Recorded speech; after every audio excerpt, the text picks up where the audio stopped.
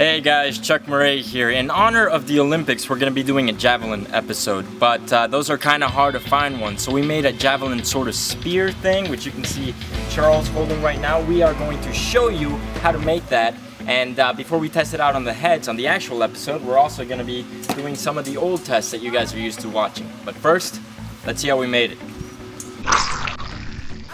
Okay, so how do you make this? What do you need? Well, first thing you need is a pole.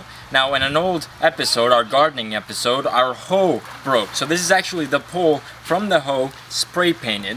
Other than that, you need some duct tape, a screw, and a Bushman knife from Cold Steel. It's very easy to make.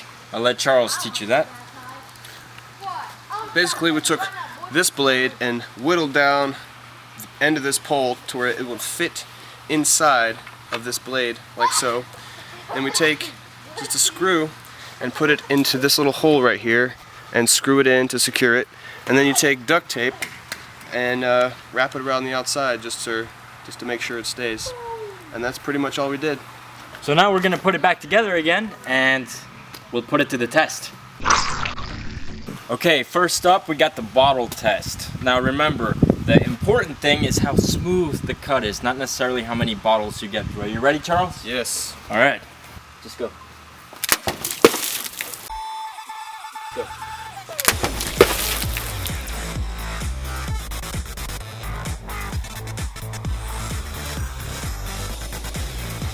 Oh my God, come down here.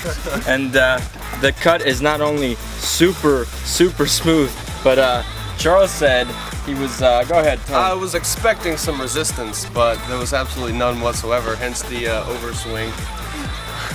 It just cut through this like absolute butter, and it, I mean, in the words of Jim Goza, it almost feels like the outside of a balloon. It's so smooth. Oh, and this is what Charles ended up doing to our awesome sign. So this is why we need more money on the Kickstarter. Replace things that Charles breaks. Alright, our next test is the pineapple test. Now the reason why we're using a pineapple is because it's not exactly soft. It's quite hard, the skin is hard to get through. Let's see what it does. Are you ready? I'm ready. Let's do it. Didn't even try.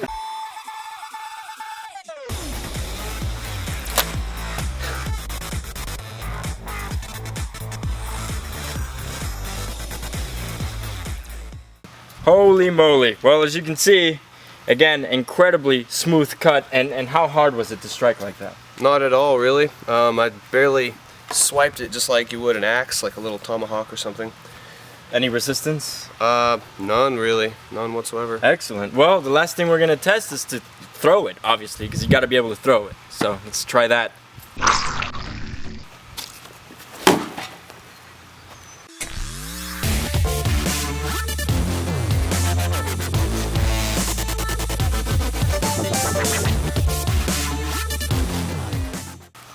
Well, that was an amazing amount of penetration. It's actually out in the back about, I'd say 2 feet, you know? It's about 2 feet, and if we pull it all the way out, still in really good shape, still really sharp, but we can't leave that head there. Charles?